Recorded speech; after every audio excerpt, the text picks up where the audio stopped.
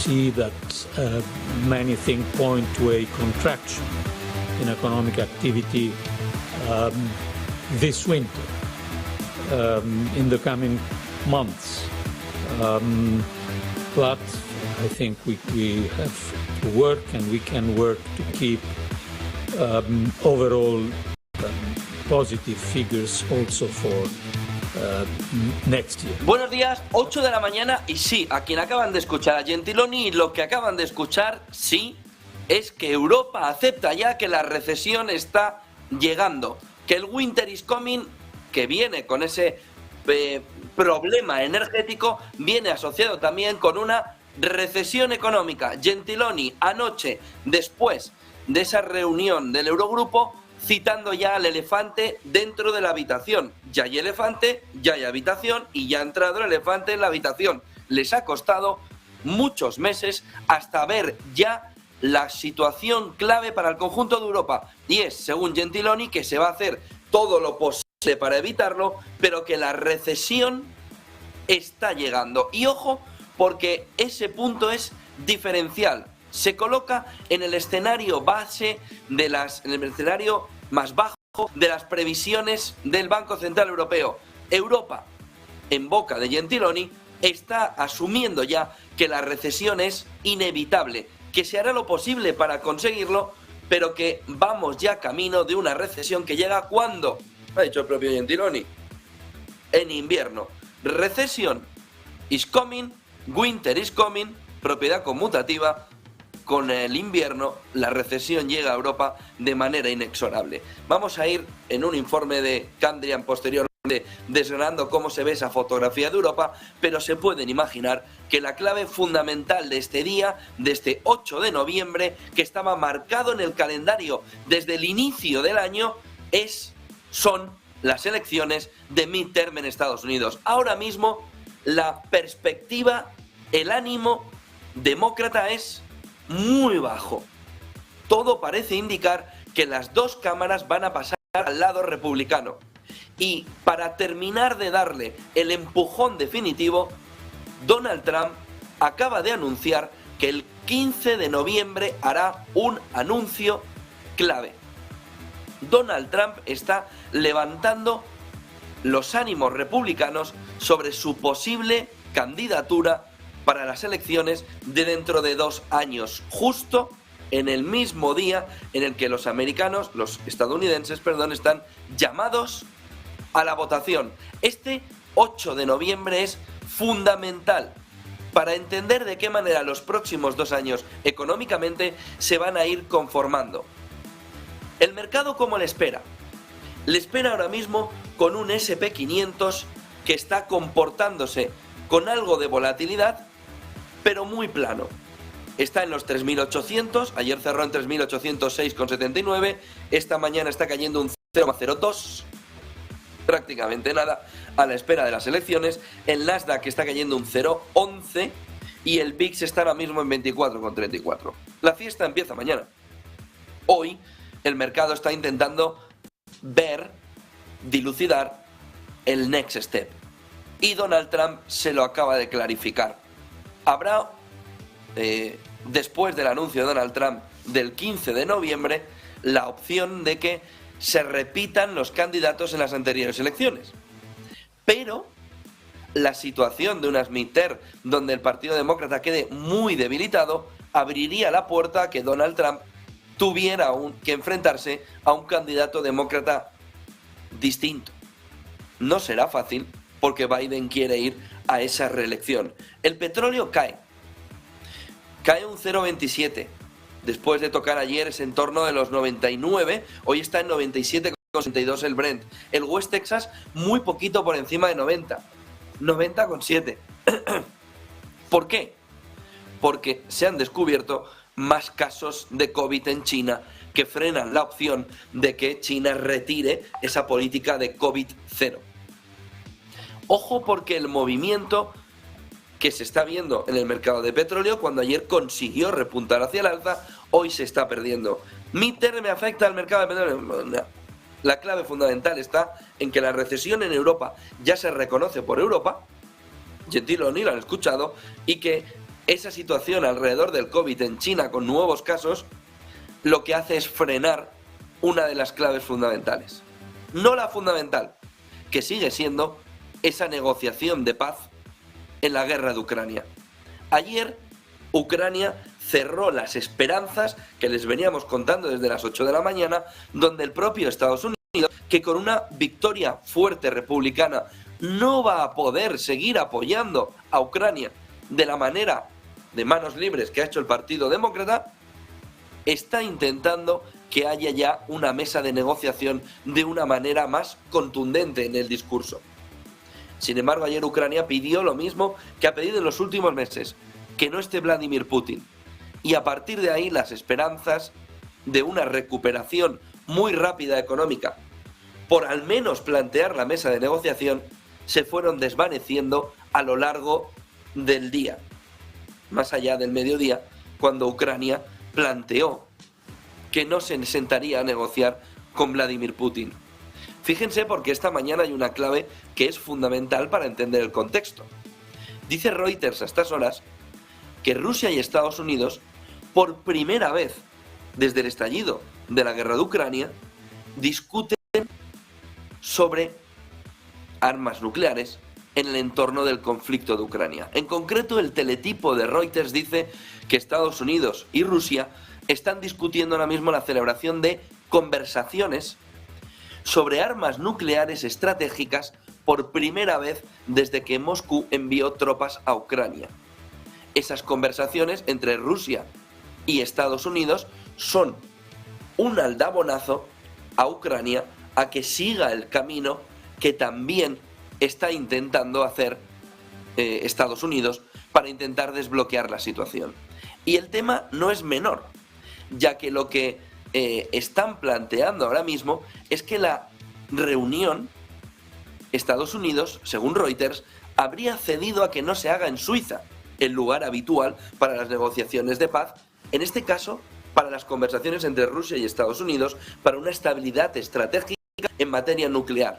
Lo que se está comentando a estas horas en Estados Unidos, en Rusia, en el conjunto de Occidente, en Europa, es que la reunión tendrá lugar en Oriente Medio por petición de Moscú y que Estados Unidos estaría dispuesto a aceptarla.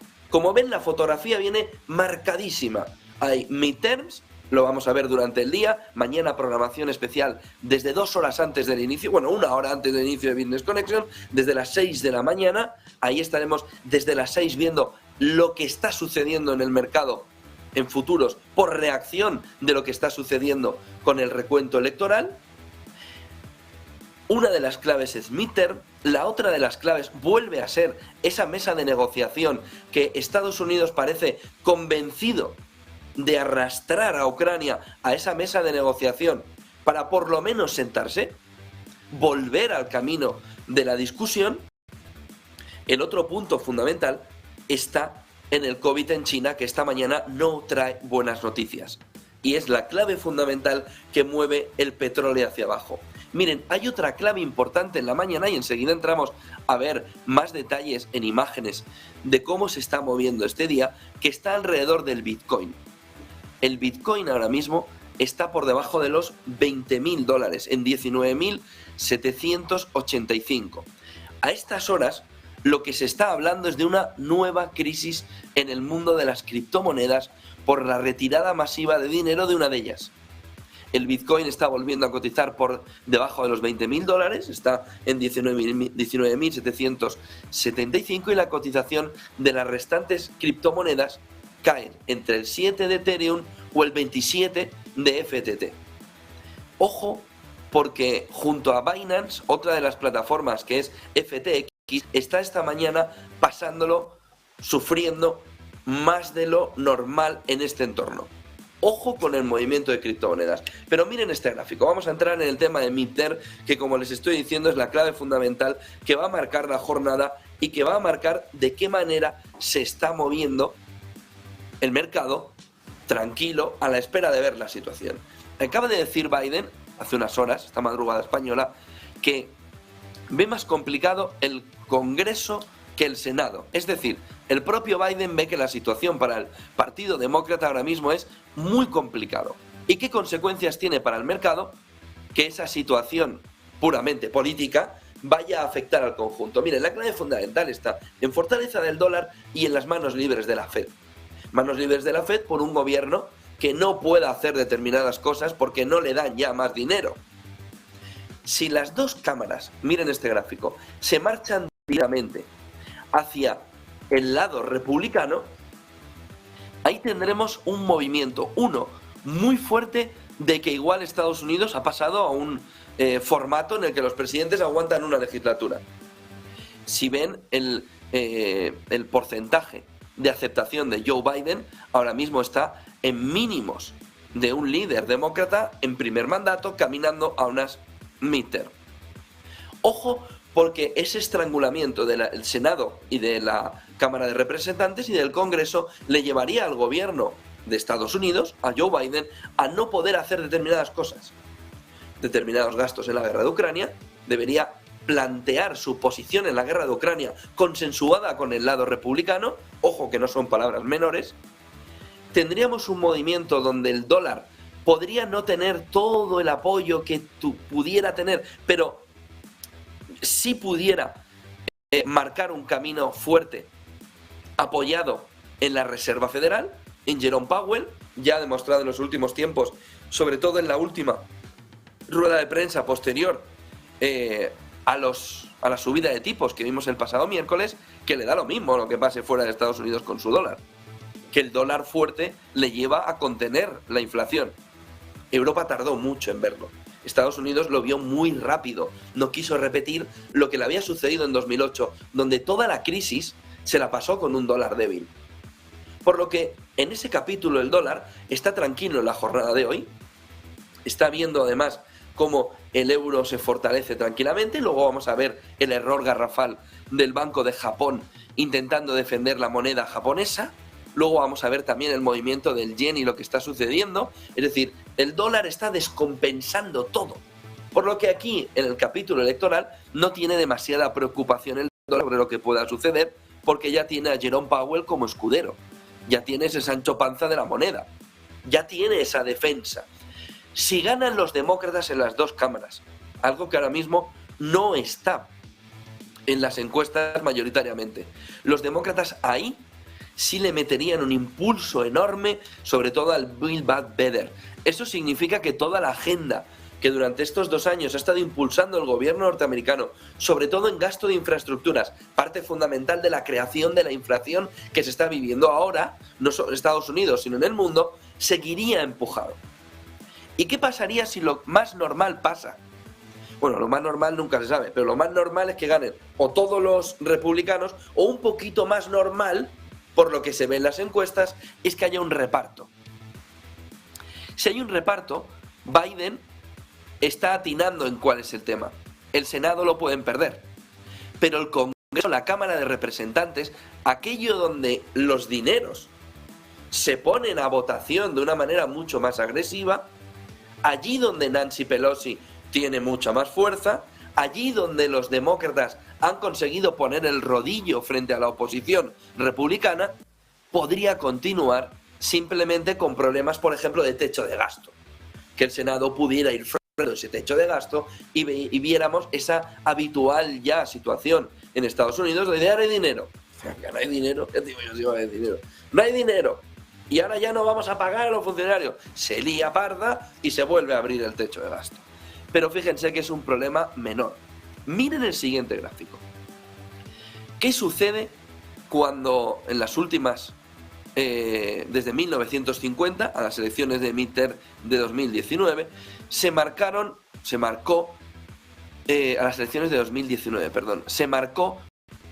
un Congreso o dividido, o republicano, o demócrata, o unido? Fíjense, porque lo que tenemos es que cuando el Congreso y la Casa Blanca van unidos, el movimiento de recuperación, este gráfico nos marca desde antes de las elecciones, 150 días antes de empezar de celebrarse las elecciones de midterm, la parte baja sería hoy, y ese rally que ven ahí de subida, da igual que estén unidos, que estén republicanos, que estén demócratas, que esté el que sea, el movimiento de rally es muy fuerte. Es cierto que cuando hay un movimiento en el que en las elecciones Casa Blanca y Congreso caen en manos republicanas, cuesta más el crecimiento, pero es más sostenido, y verán que la parte final del gráfico nos marca en que nos da un poco igual, que hoy, si cogemos la media del GPS desde 1950 a 2019, empieza el festival. La clave de este gráfico es que hoy empieza el festival bursátil si se repite el GPS desde 1950 en elecciones americanas de midterm. Ojo, porque lo que hay ahora diferente es que hay mucho más en la ensalada, hay mucho más condimentos, sobre todo la situación del COVID-19 en China, sobre todo la guerra de Ucrania. De ahí que ya no extrañe que el movimiento incluso de los demócratas en Estados Unidos, que el movimiento que estamos viendo, que está diciendo Reuters esta mañana, de inicio de conversaciones, y no en Suiza, sino en Oriente Medio, entre Rusia y Estados Unidos, que le marca el camino a Ucrania, puede ir relacionado por una administración que sabe que cuando pasen estos 250 días que ven en el gráfico, en la parte final, después de hoy a 250 días en adelante, como no haya una situación económica boyante, el partido gobernante está camino de salir. De ahí que mientras la política en Estados Unidos es el arte de volver a ganar elecciones, lo que no se entiende es que Biden pueda seguir apoyando que no haya una mesa de negociación. Y por eso el fin de semana Washington Post, ayer recogía el testigo Wall Street Journal, y por eso hoy se ve como incluso Estados Unidos quiere abrir la puerta a una negociación que quite problemas a esto que ven, a esta subida, a este gráfico. ¿Por qué romper el comportamiento habitual desde 1950 a 2019 con la guerra de Ucrania en el pensamiento económico de un presidente que quiere repetir? Y que enfrentarse posiblemente a Trump, si el 15 de noviembre dice que va a las elecciones en una situación en la que no ha cumplido este gráfico, es sinónimo de haberlas perdido en el ánimo del ciudadano estadounidense. Fíjense, ¿qué es lo que más pesa hoy en las elecciones? La inflación. ¿Qué es lo que la prensa norteamericana está diciendo esta mañana? Que gran parte de la derrota que se prevé ahora mismo a estas horas de los demócratas está en cómo un perfil muy claro, mujer blanca, de los suburbios, que hace la compra todos los días, es decir, ese perfil que está siendo impactado por los precios de los alimentos en supermercados, la prensa norteamericana dice esta mañana, es la clave que va a ir a votar en masa porque no puede más con la inflación galopante que está viviendo. Y eso a pesar del movimiento con el precio de la gasolina impulsado con la venta de reservas de Estados Unidos. Miren el siguiente gráfico, porque hay una parte del mercado que esta madrugada en Estados Unidos dice que os estáis liando, que aquí esto no va a empezar, es decir, el rally de Navidad, el rally de fin de año, el rally no va a comenzar hasta que la Fed recorte tipos agresivamente. Y este gráfico es el que se está utilizando para decir que no me cuenten milongas con las midterm, que con una Fed que sube tipos agresivamente, que con la guerra de Ucrania todavía presentísima, que con el COVID-0 esta mañana, que me parece muy bien todo. Pero el mensaje de analistas esta madrugada es, este gráfico rompe todas vuestras teorías de otros analistas que apuntan todo va a cambiar con las elecciones de midterm. ¿Cuál es la versión de estos analistas? Hasta marzo del año que viene no habrá una percepción de cuándo van a bajar los tipos, que puede ser en el 24, pero sí habrá una percepción de haber llegado al 5, 5.25, 5.50, empieza un poco más abajo, 4.75, 5, 5.25, 5.50, con un porcentaje de probabilidad muy alto en la parte alta. Hasta que eso no se vea en medio de un proceso de subida, una parte del mercado dice, es que os estáis haciendo un lío en la cabeza importante con las midterm, que es que la Fed no ha dado el ok a entrar en un mercado alcista.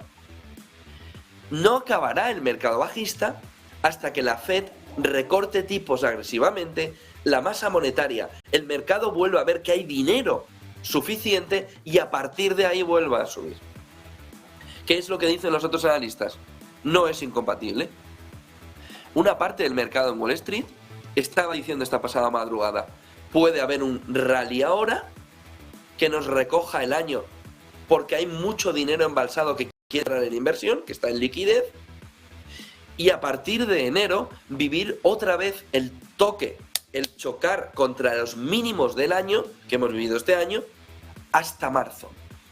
Hasta que la Fed, después de la reunión de febrero, no, la siguiente, nos dé la visibilidad de qué va a hacer con los tipos de interés.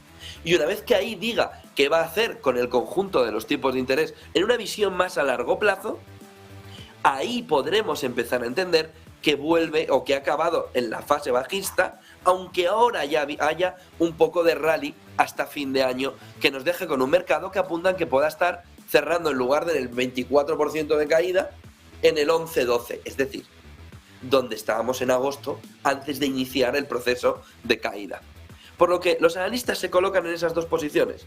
Mitter va a marcar, empieza el rally, lo ha dicho el GPS y hay que seguirle, una parte de los analistas, y otro dice que estáis dando un golpe a la cabeza, que lo que tenéis que ver es que la Fed no pone el freno todavía, ni tan siquiera sabemos cuál es el tipo máximo. Por lo que Biden, Trump y compañía, muy bonito, pero aquí el que manda es Powell. Y solo Powell va a dar el pistoletazo de salida con una rebaja agresiva de tipos de interés. Vamos, que nos queda una muy gorda. Pero vamos a ver Mitter, vamos a ver el movimiento y vamos a ver quién de los dos o quién de las dos posiciones, cuál de las dos posiciones puede tener mayor razón. Miren las 5 claves del día. Mitter lo van a marcar todo.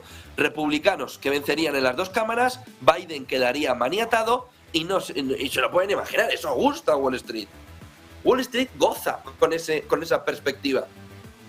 Menor gasto público, menor capacidad de gobierno gastón por parte de Biden, que ha demostrado que lo es, y un comportamiento de Wall Street que puede mejorar. Bueno, Mike Wilson sacó un informe el domingo, se lo contamos ayer en detalle, pero ayer fue a distintas televisiones norteamericanas, CNBC, Bloomberg, en las que dijo que ahora mismo, para hacer una inversión value, no nos sirve la situación actual. No, vamos a mirar PER 14, PER 12.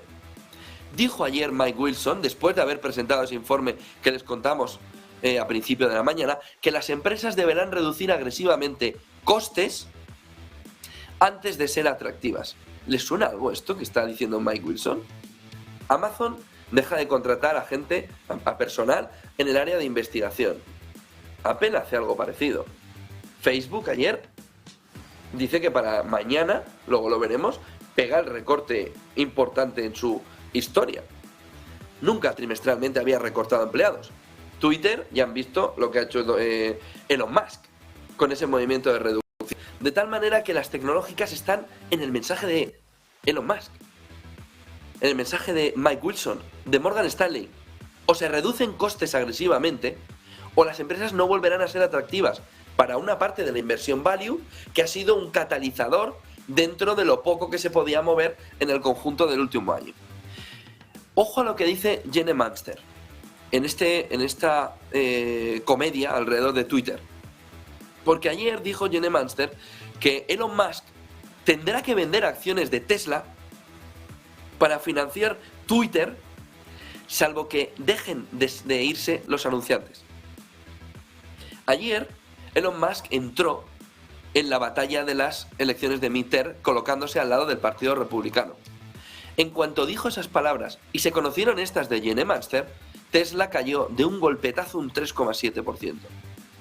Por lo que el efecto contagio entre Twitter, la última compra de Elon Musk, y su principal compañía, Tesla, empieza a haber un efecto contagio importantísimo.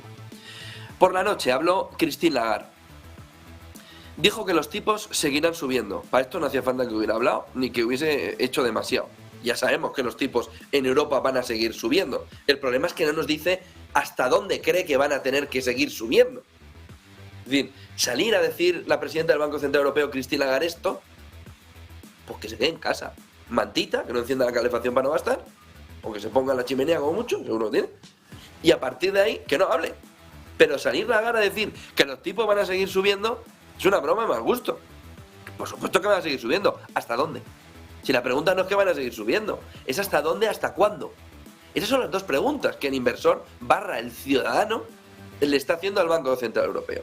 Y luego Kazaks, que también se ve que estuvo animado por ese espíritu de Christine Lagarde, de salir a decir ayer, pero grulladas, dijo que todavía no hay pivote. Claro que no hay pivote.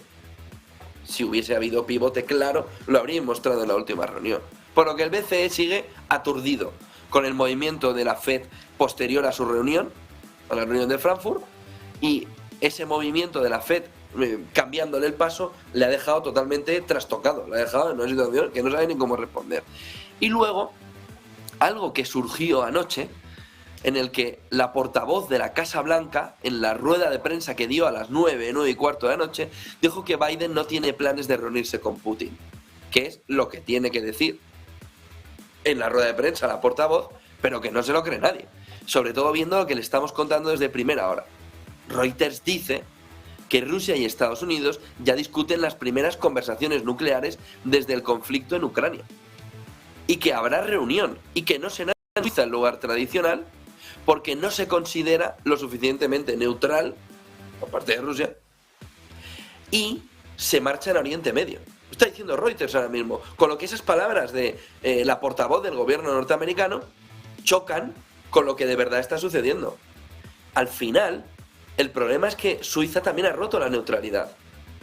Y lo que dice Reuters en esa información esta mañana es que Rusia ya no ve a Suiza como lo suficientemente neutral después de imponer sanciones a Rusia por la guerra de Ucrania. Vamos a entrar en el detalle en gráficos y en una noticia que van a ver esta mañana en Financial Times y que marca gran parte de la agenda. Se lo venimos diciendo a nivel nacional durante mucho tiempo. Esta información de Financial Times dice que ya los empresarios, sobre todo el círculo de empresarios, ven con mucha crítica lo que está sucediendo con la llegada de los fondos europeos. Y hay un dato que da Financial Times que es demoledor. En España tendrían que haber llegado 140.000 millones. Miren, esto de los fondos europeos es el cuento de mi abuela. Cada vez que ibas el domingo te decía que no te preocupes que te voy a comprar tal. Y al siguiente domingo lo mismo. Y al siguiente domingo lo mismo. Y al siguiente y así toda la vida. ¿Qué es lo que sucede en ese escenario? 140.000 millones que no llegaron se están vendiendo como el maná que llegará, pero que no ha llegado. Bueno, hay un dato que les decía que es demoledor. De los 27.000 millones que han llegado a España, de 140.000 millones han llegado 27.000. Solo han llegado a las manos de los empresarios, de la economía, el poco más del 20%. De los 27.000 millones, ¿dónde están los 27.000 millones? El 20% en manos, en torno del 20%, de empresas y de proyectos. ¿Y el otro 80%? ¿Qué están haciendo con los miles de millones? España es el segundo país que más fondos de reestructuración va a recibir de Europa, solo por detrás de Italia.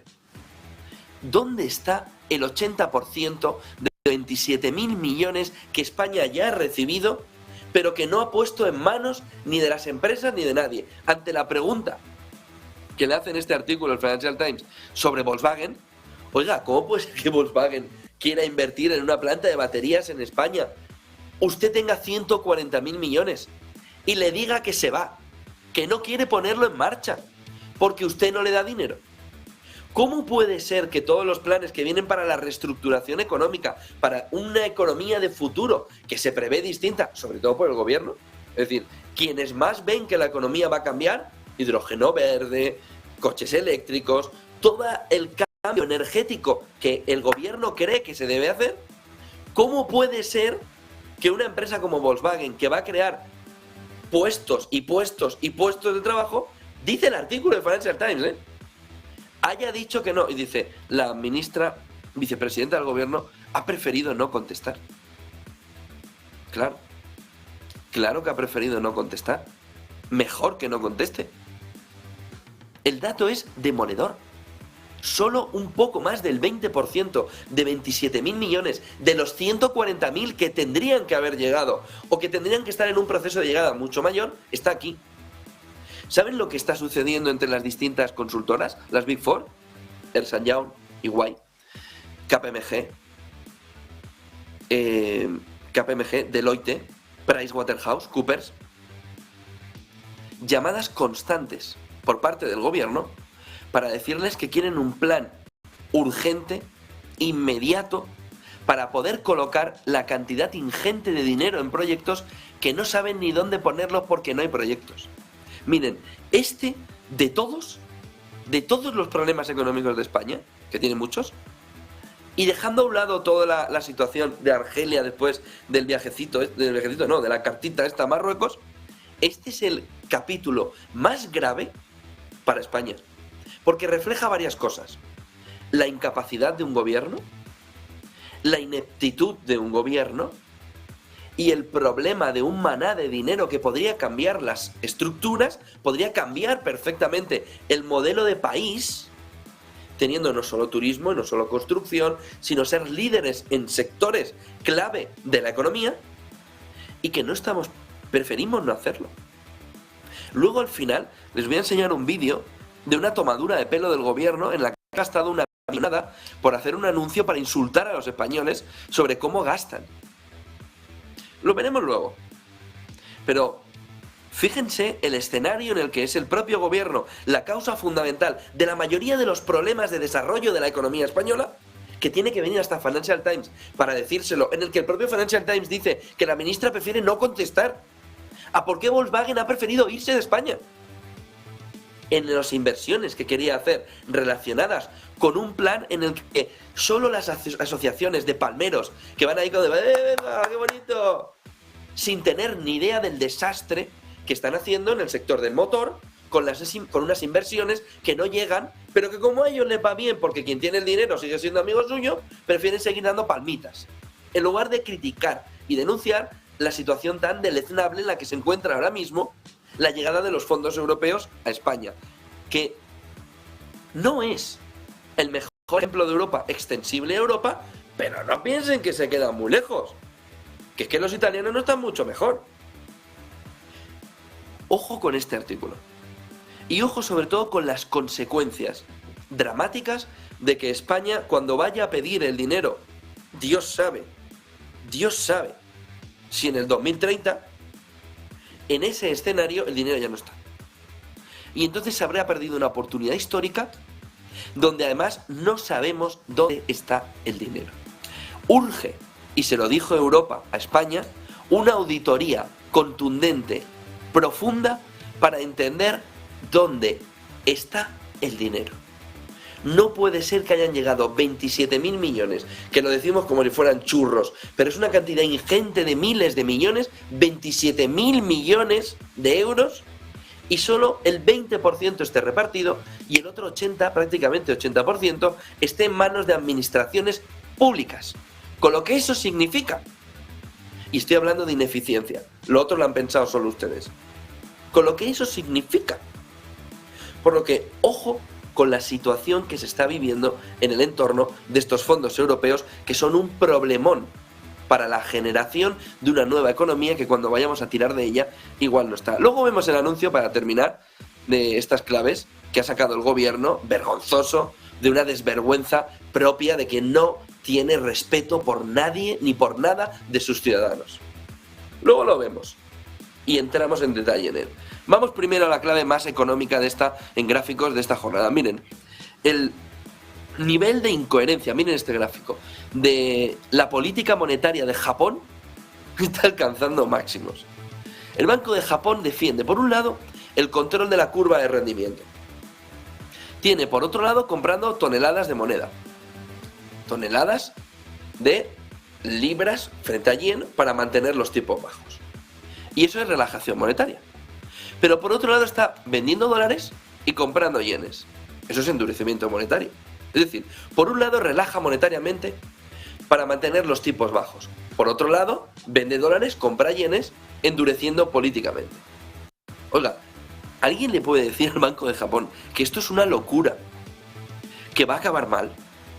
Miren el gráfico, el comportamiento que tienen las dos líneas, tanto la azul como la línea negra, en la que se ve perfectamente de qué manera se van alternando, se van comportando, y cómo la compra por un lado para la relajación monetaria y la venta por otro lado de dólares para comprar yenes para el endurecimiento monetario es un sinsentido económico.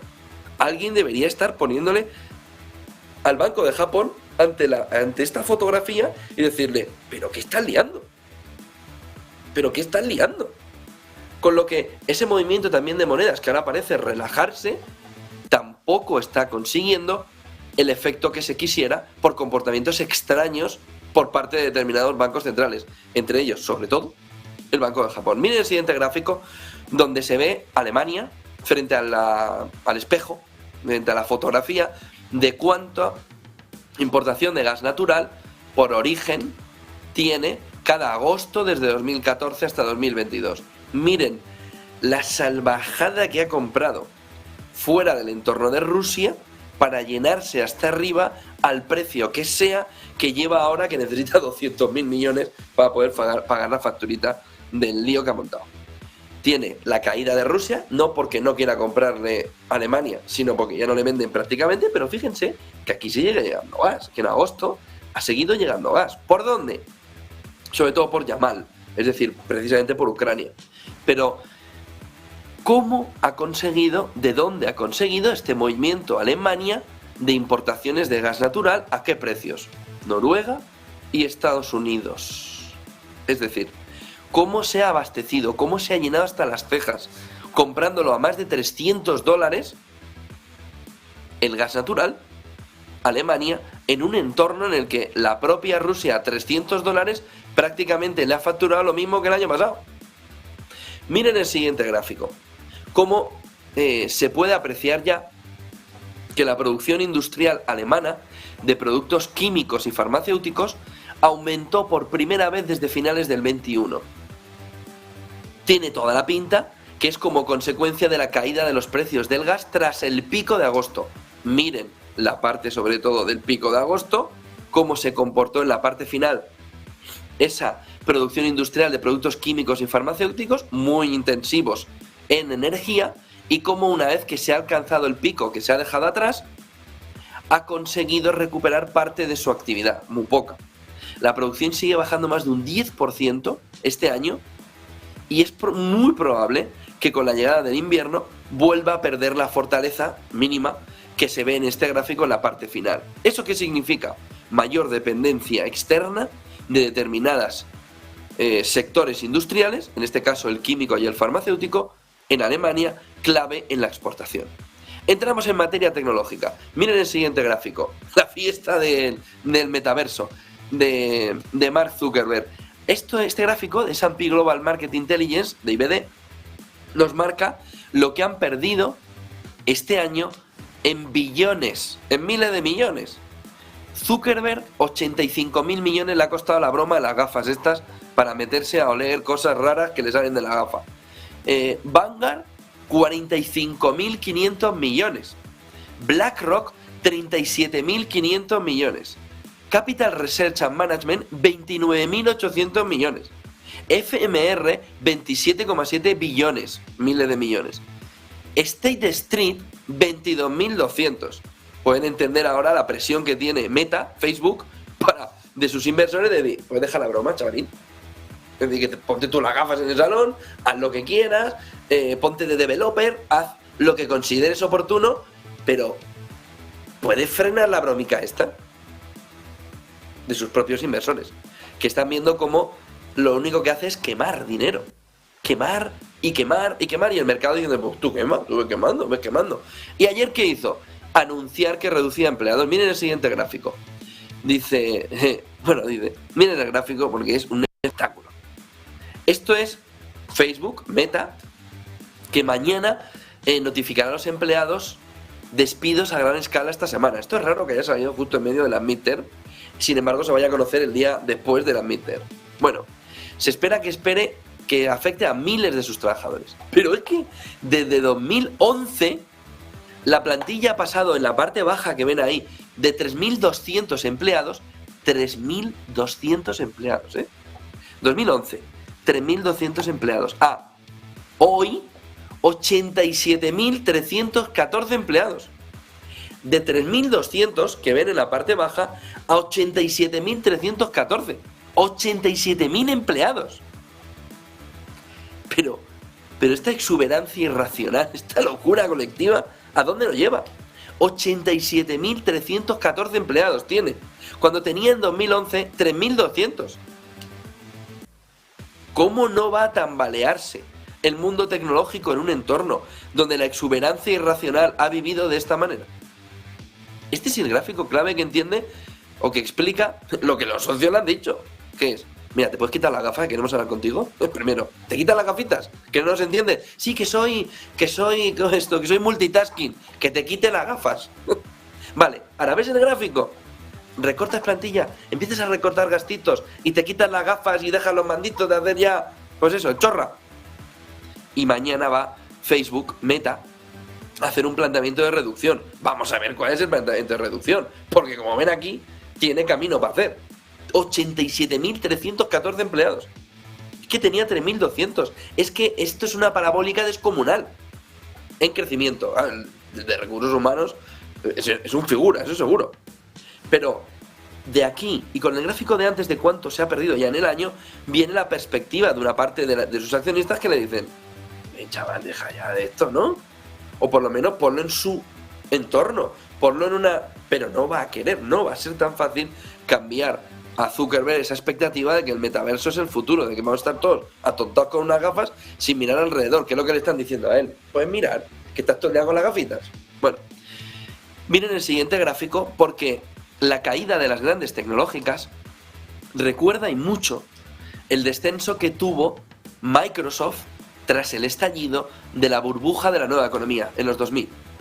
En aquel momento, el ratio de Microsoft se recortó de 70, miren que aquí está por encima de 50, pero muy poquito por encima de 50 en máximos de 2020, se recortó a 20. Es decir, Microsoft recortó de 70 en 2000 a 20 en 2002. De 70 en el 2000 a 20 en 2002. Y el P/E, el ratio precio-beneficio del conjunto de las FANG, de las principales tecnológicas, ha caído del entorno de los 50 en los mismos 2 años prácticamente a un entorno por debajo de 20. No llegó a 70, pero está por debajo de 20, está en 18,9. Lo que nos estaría marcando que el comportamiento de Microsoft en la crisis del 2000, ese pinchazo de la burbuja de la nueva economía, de la .com, se estaría repitiendo en un pinchazo de las nuevas Microsoft del momento, que serían estas FANG que nos estarían marcando un comportamiento de pérdida de precio-beneficio después de haber vivido la exuberancia irracional que hemos visto antes de ¿usted qué quiere trabajar en Facebook? 87.000 tíos y tías.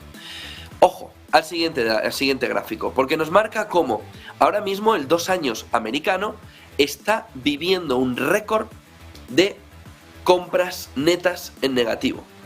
Ojo a lo que está diciendo Guindos ahora mismo, Miren la última hora, hay alta probabilidad de que el crecimiento del cuarto trimestre de 2022 sea negativo. Este tercer trimestre donde se señalaba el inicio de la recesión y donde ayer Gentiloni adelantó la noticia a Guindos, se la adelantó por la izquierda. De Guindos diciendo que hay una alta probabilidad de crecimiento en el cuarto trimestre de 2022 negativo. Y hay que decirle a Guindos, ¿cómo puede ser? Es muy raro, Luis. Si no se ha cortado todo el petróleo ruso, ¿no? El downside escenario que ponía el Banco Central Europeo era caída del 0,9, solo si se reduce a cero el petróleo y el gas ruso, la energía rusa. ¿Cómo puede ser que ahora De Guindos diga que en el 22, en el último trimestre, ya podemos tener un crecimiento negativo? Es lo evidente, pero negado durante mucho tiempo. De ahí viene que luego digan, es que no os creéis lo que dice el Banco Central Europeo, es que los analistas no sé qué es lo que dicen, es que los inversores no sé qué es lo que dice el Banco Central Europeo. Y luego cuando llega Luis de Guindos y dice, es que nos interesa mucho tener la fiabilidad, la transparencia, el prestigio para que crean en nosotros. No van a creer en nosotros. La inflación rondará el 10,7% en los próximos meses. Eso lleva a los tipos de interés mucho más altos que haya previsto. Entraremos luego en el detalle. Veamos al gráfico otra vez. Este récord de posiciones cortas contra el 2 años americano es histórico. Nos está marcando un movimiento de que los tipos tienen que subir todavía más arriba en Estados Unidos. El camino del 2 años está en el 4,7. Ese camino del 4,7 nos deja que los tipos, la previsión del mercado, es que van a estar altos mucho más tiempo del esperado, pero no en marzo, sino hace 3 semanas. Ese camino del 4,7, enlazándolo con el inicio, cuando veíamos lo que decían una parte de los analistas, déjense el admiter, vayamos a la Fed. No crecerá el mercado hasta que baje de manera muy rápida y potente el movimiento de los tipos de interés por parte de la Fed. Pues aquí tienen que la apuesta por parte del mercado está en que en los próximos 2 años este movimiento no se va a producir. Y ojo, porque es récord de posiciones cortas netas. Miren el siguiente gráfico, que va alineado con lo que contábamos con Japón. El siguiente gráfico nos marca lo que está sucediendo con el renminbi. Miren, China está aprovechando la caída del dólar, que hemos visto en las últimas semanas, para devaluar el renminbi ponderado por el comercio, es la línea azul. Si China quisiera que el renminbi ponderado por el comercio pudiera mantenerse estable mientras el dólar va viendo un proceso de caída, fortalecería el renminbi frente al dólar para compensar precisamente la caída del dólar. Pero no es así. No es lo que está haciendo. El renminbi ponderado por el comercio está cayendo tan rápido, según este gráfico, como en agosto de 2015. De tal manera que, al igual que el Banco de Japón está haciendo un comportamiento muy extraño de intervención, muy extraño, este comportamiento también de China con el renminbi también es extrañísimo. Porque si China quisiera de verdad que el renminbi ponderado por el comercio se mantuviera estable, es decir, quisiera impulsar sobre todo comercio exterior vía moneda, mientras el dólar cae, lo fortalecería frente al dólar y compensaría la caída del dólar. Sin embargo, no es así. El renminbi ponderado por el comercio está cayendo, como ven aquí, tan rápido como la línea roja que está en el otro lado en este gráfico de IF. De tal manera que, fíjense el movimiento raro que se está produciendo a nivel monetario en varios países. Informe de Candriam. Miren el siguiente gráfico que nos marca este outlook económico y financiero. El primer gráfico nos marca cuáles son las claves en ese global overview. La clave fundamental es que no estamos creciendo como se esperaba. Miren en el gráfico de la derecha, el segundo, el de abajo, como el Producto Interior Bruto de China tiene ahora mismo un gap del 3,4% frente al crecimiento que se esperaba del conjunto de la economía china. A pesar del rebote del tercer trimestre, dice el informe, la actividad china permanece todavía por debajo de ese nivel prepandémico de tendencia que se había marcado por culpa de unas restricciones que hoy además vemos que con el crecimiento de los contagios vuelve a dar un golpe a quienes piensan que esto ya se va a relajar. No se va a relajar tan rápido. Las autoridades es verdad que han anunciado una serie de medidas para estabilizar el sector inmobiliario, dice el informe de Candriam. Sin embargo, parece complicado el movimiento de crecimiento para cerrar ese gap. Por otro lado, ven en el gráfico de arriba lo que está sucediendo con los PMI a nivel global, servicios y manufacturas, en un proceso de camino hacia una recesión que, salvo que la normalización de la cadena de suministros continúe con el movimiento de precios de las commodities a la baja, cosa que tampoco parece que vaya a dar mucho respiro en esa parte, con la OPEP reduciendo la producción, en ese escenario, ese World PMI, esos PMIs, esas manufacturas a nivel mundial no parece que vayan a mejorar. El siguiente gráfico nos marca Estados Unidos en concreto. Y aquí vemos cómo, a pesar del crecimiento del tercer trimestre del Producto Interior Bruto muy rápido, muchos indicadores hablan, dice Candriam, de un camino a una ralentización en el conjunto. No dice recesión, dice ralentización de la economía estadounidense. Dice que hay por un lado el ISM manufacturero, tenemos por otro lado el movimiento de crecimiento de las hipotecas, de los precios hipotecarios, y tenemos por otro lado en ese gráfico, el segundo para abajo, cómo están también los salarios manteniendo o viendo una media de subida, pero en algunos sectores ya de contención, lo que daría un poco una idea de cómo puede empezar esa ralentización sin llegar a una recesión. Luego vemos lo que dice sobre la recesión o la ralentización. Pero esta parte es fundamental para saltar a Europa y ver que la clave en Europa sí es que los vientos que llegan, dice, los vientos fríos que llegan del shock energético continúan materializándose, han continuado materializándose. Las industrias intensivas en energía han tenido que cortar su producción, aquí parece que es todo fiesta porque hace mejor tiempo, pero la realidad no es así, sino que dice Candriam que las industrias, y lo han visto en farmacéuticas y en químicas, han tenido que cortar parte de su producción, y los PMIs en octubre se han mantenido en periodo, en territorio de recesión. Si ven los precios del gas natural, con la locura, el segundo por la derecha, el azulito claro, la locura esta de pedir el gas natural a quien sea y al precio que sea, ese movimiento ahora de recuperación. Miren, porque con toda esta base, el escenario que ve Candriam es, por un lado, 60% cree que es un soft landing, es decir, que no va a haber una recesión, sino que va a haber un slowdown, sino que va a haber un movimiento de caída de la economía, no de recesión, bueno, vamos a tocar el cero como el besito de un hermano a la hermana, ¿no? Aquí en la mejilla, así, suavecico. Luego, el 40% de las opciones sí que la ve con un periodo de recesión que es casual, o no, que lo vea en 2023 en el mismo escenario de caída del 0,9% que también ve el Banco Central Europeo para la economía europea.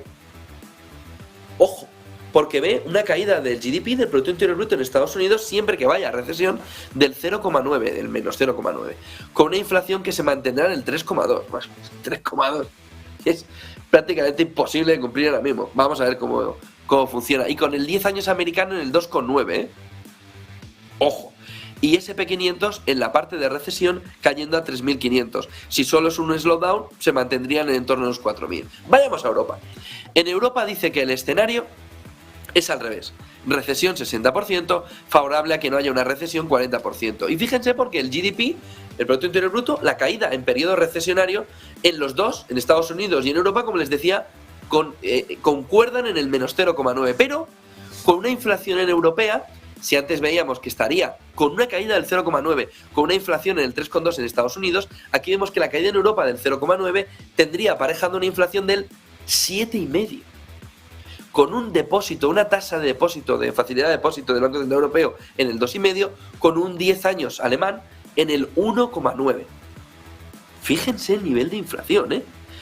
Y fíjense, porque el escenario favorable para Europa, en este gráfico, conlleva que en 2023 tiene una inflación menor del 5,5. Mientras en Estados Unidos, en el gráfico que hemos visto antes, la inflación es del 3,2 para una caída del 0,9 y del 4,2 más alto, en positivo, más alto, para hacer entre un 0,2 y un 1,1. Lo que significa que Europa se lo juega inflacionariamente el crecimiento en este 2023. Si la inflación no baja, no hay nada que hacer. Lo que dice Candriam, en este gráfico. Si la inflación se contiene y va al entorno del 2,75-3%, hay opciones de crecimiento en Europa. Bueno, está más complicado. Ese 40%, bueno, vamos a poner ejemplos. Pero miren la parte de recesión 60%, porque significa que el Banco Central Europeo ha metido a la economía europea en recesión, menos 0,9, sin arreglar el problema inflacionario. Es decir, el peor de los escenarios, y lo que explicaría la salida de capitales que se ha visto durante el año en Europa. Miren el siguiente gráfico con las proyecciones de crecimiento revisadas anuales, menos 5,4, en el mundo avanzados, menos 2,2, el gap, estoy hablando del gap, entre lo que se esperaba y lo que hay. Y mercados emergentes, menos 6,7. Y miren la parte de la derecha, el continuo de revisiones a la baja que están teniendo, mientras que la inflación en el siguiente gráfico se ve cómo se revisa al alza. La inflación a nivel mundial al alza, a pesar de que se ve esa campana de Gauss, esa caída, pero cada vez más alto. Octubre del 22, que es el azul marino, cada vez más alto, a nivel mundial, avanzados, emergentes, etc. Informe de Candriam que nos pone ante la tesitura de que Europa lo va a tener y lo va a pasar mucho peor. Ya ha dicho esta mañana Luis de Guindos esa situación que ve sobre el conjunto de la economía. Vean este vídeo. Los derrochólicos, la última broma del gobierno español para tomarle el pelo e insultar al conjunto de los ciudadanos sobre que van en ropa interior pero ponen la calefacción. Mírenlo, escúchenlo. Me llamo Pablo y soy derrochólico. Siempre pongo la calefacción al máximo y luego voy por casa en calzoncillos. Yo soy Ana y también soy derrochólica. Voy en coche hasta por el pan y me apuro mucho las marchas. Lo siento. Yo soy Jesús y en cuanto hay 3 platos pongo el lavavajillas. Es que no puedo verlos sucios.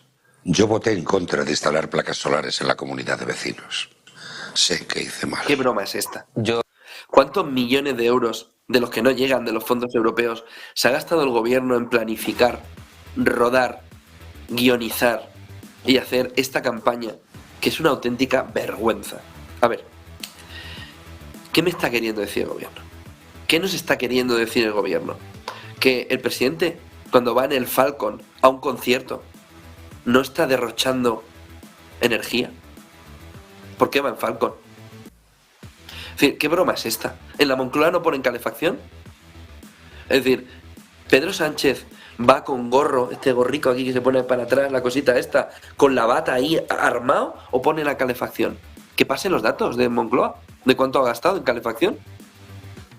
¿Qué broma es esta de los derrochólicos? ¿Qué broma de mal gusto es esta?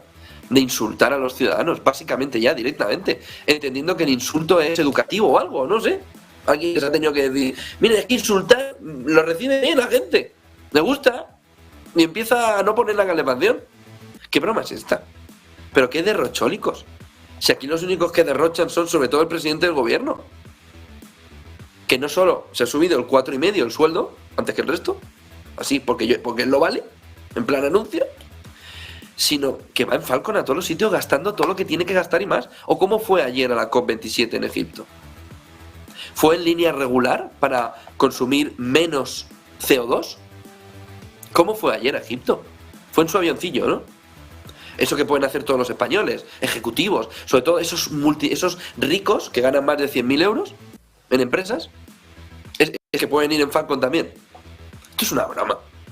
Tienen que acabar con esto. No se pueden reír de la gente en su cara como se ríen en este anuncio, en el que se han gastado una millonada.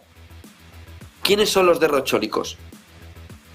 ¿Un gobierno que tiene 27.000 millones en sus manos y solo ha repartido el 20%? ¿Qué están haciendo con el 80%? ¿Derrocharlo en tonterías como esta? Este es el drama de Europa. Los gobiernos que en la COP27 brillan por su ausencia, sobre todo porque cada vez que van solo dicen tonterías, no están haciendo lo que tendrían que hacer en inversión. ¿Y cuál va a ser la conclusión de la COP27 o la 28 o la 29? Que los ciudadanos son los que tienen la responsabilidad de reducir la huella de carbono. ¿Cómo? Mediante un control absoluto del ciudadano.